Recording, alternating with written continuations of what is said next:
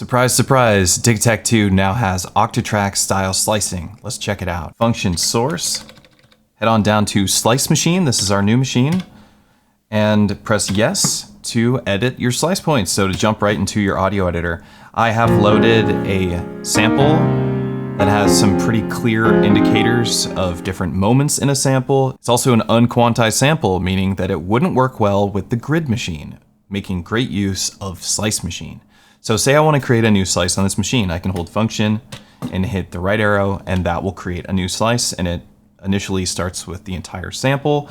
Every subsequent slice that I add will cut that slice in half, or the next slice will be half as long as the previous slice. Function back will remove those slices. If I want to adjust the start point, I use the E encoder. If I want to zoom in on a start point, I can use the F encoder. If I want to change the endpoint, I'll use the H encoder, and again, zoom in on that start point or endpoint with the F encoder. It will zoom in based on the last start or endpoint that you used. We can hold function and zoom dynamically on the waveform. The position knob will navigate the entire waveform. And if you hold function, you can move your slice selection like this. You're gonna be doing this a lot, holding function and using the G encoder. This is gonna be something you're doing all the time. There's not currently zero crossing detection, but I think it's something that Electron does plan to add. I hope they add it sooner than later because that's something that's really great about the Octatrack slicing. There's also, of course, the option to loop parts of your sample. Use the D encoder for that. You do have to have forward looping or reverse looping turned on in your machine settings, which would be found here. Forward looping or reverse looping is another option. Let's go back into our editor. There's a feature found in the audio editor that you won't find in any other Electron box, and that's linked start and end points. Function right, let's have two slices. So if I go to slice 1 and I adjust its end position with the H encoder, and I go to slice 2, you're gonna notice that the start position of slice 2 is actually the same as the end position of slice 1. And this is how linked start and end points work. If I was to make another slice and we were to adjust the endpoint of slice 2, slice 3 start point will be adjusted based on the endpoint of slice 2. When you turn linked off, you freely can assign slices all over the place. They can overlap. Essentially what linked slicing or linked start and endpoints does is it makes it so you can't overlap your slices. Something to note, if you have linked slices activated and you're trying to move your slice selection around, you may bump into the wall of your previous slice, like is happening here, which will shrink your slice down. And that pretty much covers the entire audio editor in the new slice machine. So let's just take a look at it again. It has about 8 spots in here that are kind of obviously moments in the sample that you would want to create slices out of. What I recommend to get some really quick slicing going with this machine is the same thing I would do on the Octatrack, because it is basically the same slicing functionality. So if I hit yes, create slice grid, I can change it to 8 slices because there was 8 moments there. And this is transient detection. And right now, as of right now, it's either on or off. There isn't like some sort of scaling to it. There isn't like medium, low, or high transient detection. So it's just on, and what transient detection does is it tries to detect moments in your sample to use as the start position for your slices. This is something you'll find in a lot of audio editors that do slicing. It's a really useful feature. Let's hit yes and check it out.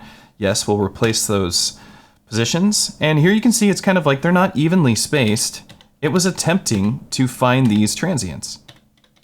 And sometimes it did a better job than other times. Like this one, it totally nailed it. Function yes to audition. So it got that start position really well. This one is just a little bit off, but I can adjust it. I can also just zoom in. And if I want to, I can change the dynamic view of the waveform, which is great. And I can change its end position. I can move slices with my arrows.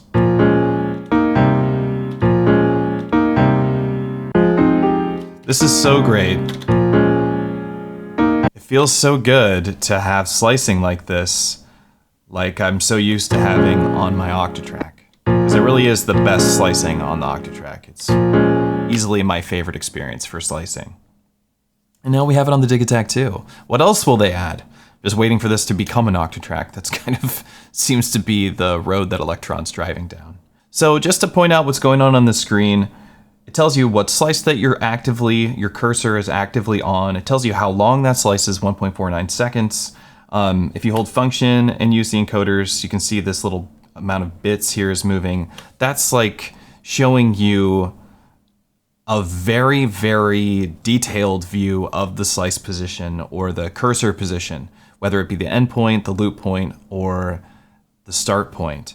And holding function will make it move very slowly, otherwise it goes very quickly. As you can see, it's moving through these very large values. If I hold function, it goes very, very slowly. And this allows you to find really surgical positions in your sample. It's useful, especially if you're just trying to get rid of clicks and pops in a sample slice. Cool. All right, let's get out of here and take a look at the machine itself. Now, if you've used the grid machine on the Digitakt, you're going to be very familiar with this.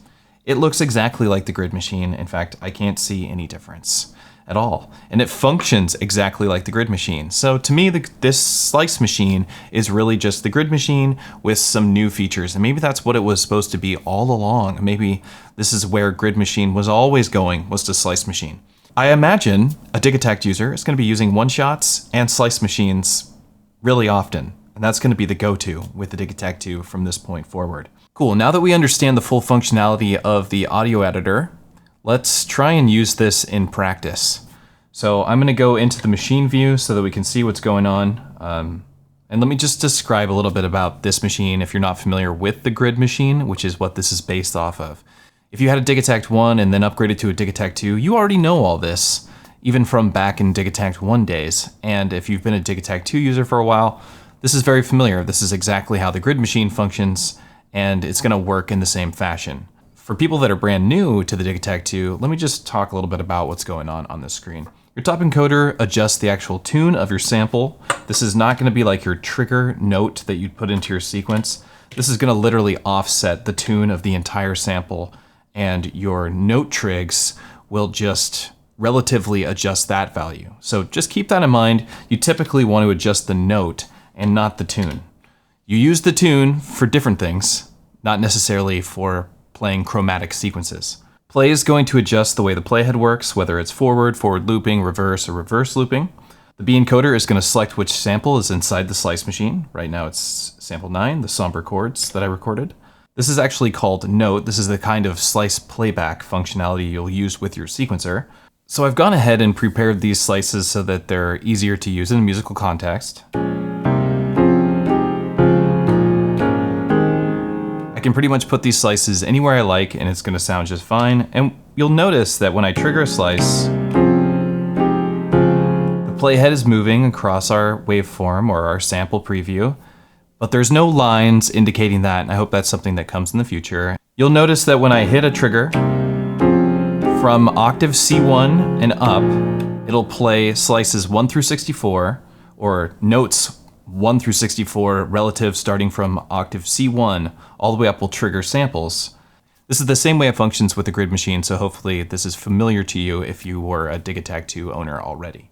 You can also switch to an actual slice, and here you can actually see what slice you are selecting. Still no lines or anything to see what you're going to next, but you get to see the duration of the slice, and this now will make the keyboard play back whatever slice you have chromatically. Any slice. I mean, we could make a house track in like 2 seconds off these chords. The length parameter will dictate how many slices after the first slice that you're using, so relative from your first slice position, how many slices that it will play back from one slice. So if I trigger this, you can see the playhead went all the way through the duration of what would be 3 slices. It didn't skip start positions to the next slice. It just played all the way through the duration to what would be the end point of the third slice from slice 4. So it played slice 4 through 7, essentially, is what happened there. And that's it. I mean, that's the whole deal. That's the whole machine. So I can go into my step editor. We could throw down some triggers. And I got some drums on here already, some housey drums, and get right into it. Play with your filter.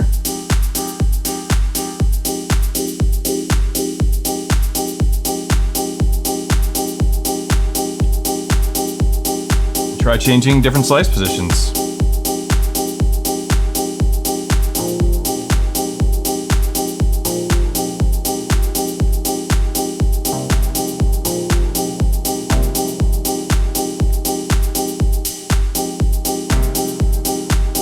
And this is how it works. This is the Electron workflow, and this is what's so fun about a Digitakt. You can make great sounding music in seconds. This is just a chord progression that I wrote in Bitwig Studio and sampled into my Digitakt. It was a flawless experience, slicing it up. Really fun. It's a little bit to get used to if you're used to slicing on the Octatrack. It's not one-to-one, but it's pretty close. So I hope you enjoyed this tutorial on the new slice machine with the Digitakt II. Look forward to seeing you again. My name's Matthew, aka EZBOT. Take care.